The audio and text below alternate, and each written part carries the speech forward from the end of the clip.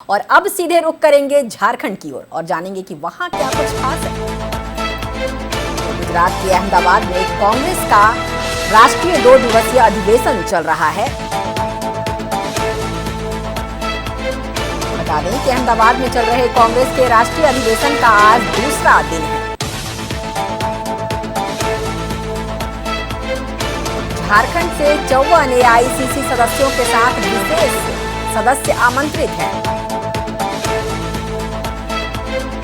कुल 60 कांग्रेस नेता कांग्रेस के अधिवेशन में शामिल हैं।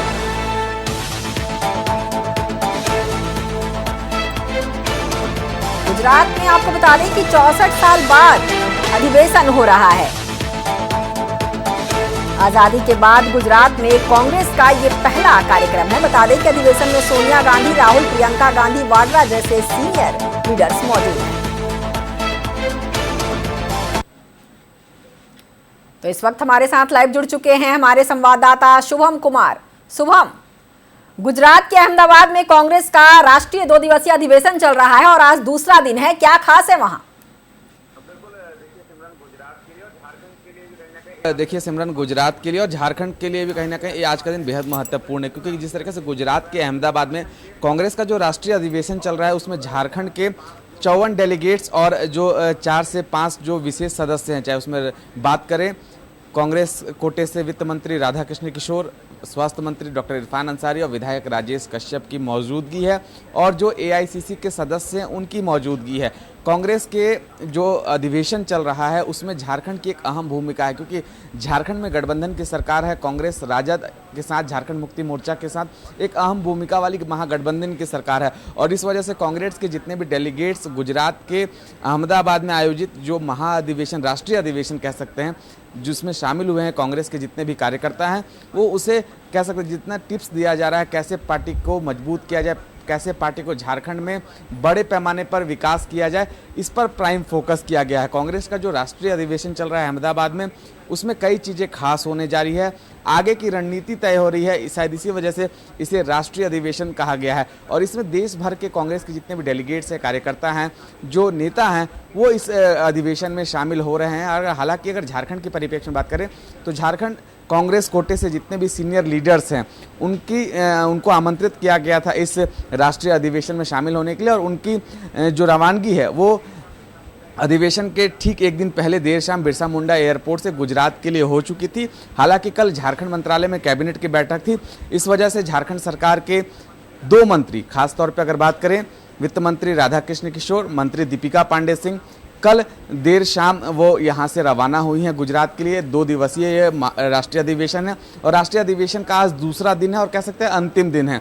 लगातार राहुल गांधी, प्रियंका वाड्रा और तमाम जो कांग्रेस के बड़े लीडर हैं, चाहे वो सोनिया गांधी की बात कर लें, मल्लिकार्जुन खड़गे की बात कर लें, सभी की मौजूदगी में कांग्रेस के सभी कार्यकर्ताओं को दिशा निर्देश दिया जा रहा है कि कैसे आने वाले समय में पार्टी को और विकसित किया जाए, पार्टी को कैसे मजबूती प्रदान की जाए, पार्टी किस रूपरेखा के तहत काम करेगी, इन तमाम चीजों का विश्लेषण इस राष्ट्रीय अधिवेशन में किया जा रहा है। जी शुभम, ये अधिवेशन नेता प्रतिपक्ष शुभम, ये अधिवेशन तो खास है ही, क्योंकि 64 साल के बाद हो रहा है और देखा जाए तो आजादी के बाद से ही अहमदाबाद में कांग्रेस का इस तरह का पहला कार्यक्रम हो रहा है। इसके मद्देनजर भी ये काफी बेहद खास माना जा रहा है।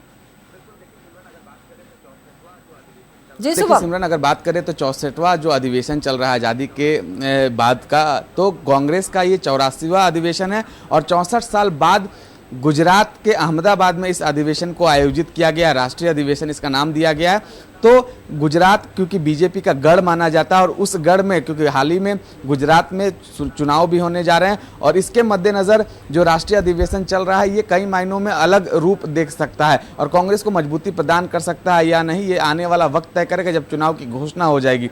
लेकिन कांग्रेस का राष्ट्रीय अधिवेशन का जो जगह चुना गया है वो बीजेपी का गढ़ माना जाता है। प्रधानमंत्री नरेंद्र मोदी भी गुजरात से आते हैं, तो कहीं ना कहीं कई मायनों में ये राष्ट्रीय अधिवेशन कांग्रेस के लिए खास माना जा रहा है। बहरहाल अब ये देखने वाली बात होगी कि कांग्रेस का जो राष्ट्रीय अधिवेशन चल रहा है, कांग्रेस के लिए कितना फलाफल साबित होता है, कांग्रेस इस पर कितना स्टैंड कर पाती है, कांग्रेस उन रणनीतियों पर कितना आगे चल पाती है, यह देखना सबसे महत्वपूर्ण होगा।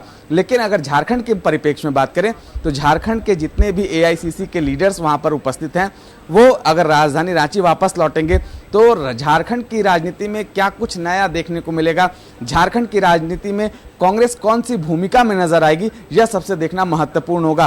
कांग्रेस किस रणनीति के तहत आगे काम करेगी, क्योंकि झारखंड में कांग्रेस के साथ सहयोग वाली सरकार है, तो कांग्रेस अपने राय को किस स्वरूपों में झारखंड की सरकार को साझा करेगी, यह देखना दिलचस्प होगा। जी सिमरन।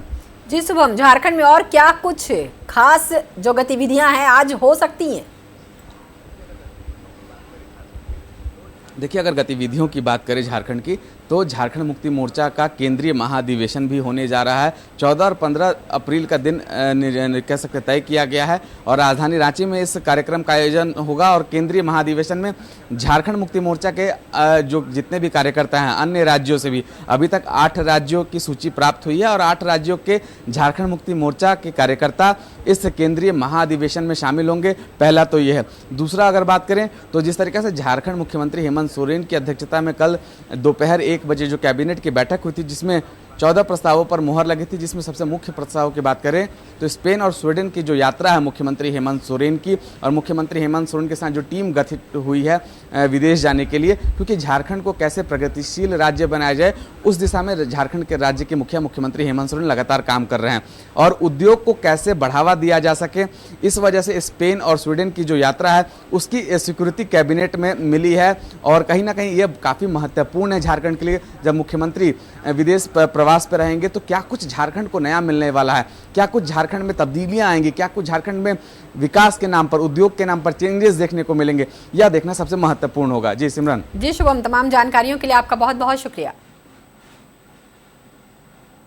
तो चलिए एक बार फिर से रुक करेंगे कि झारखंड में क्या कुछ खास है। तो बता दें कि गुजरात के अहमदाबाद में कांग्रेस का चल रहा है राष्ट्रीय 2 दिवसीय अधिवेशन, जो कांग्रेस के लिए बेहद खास है।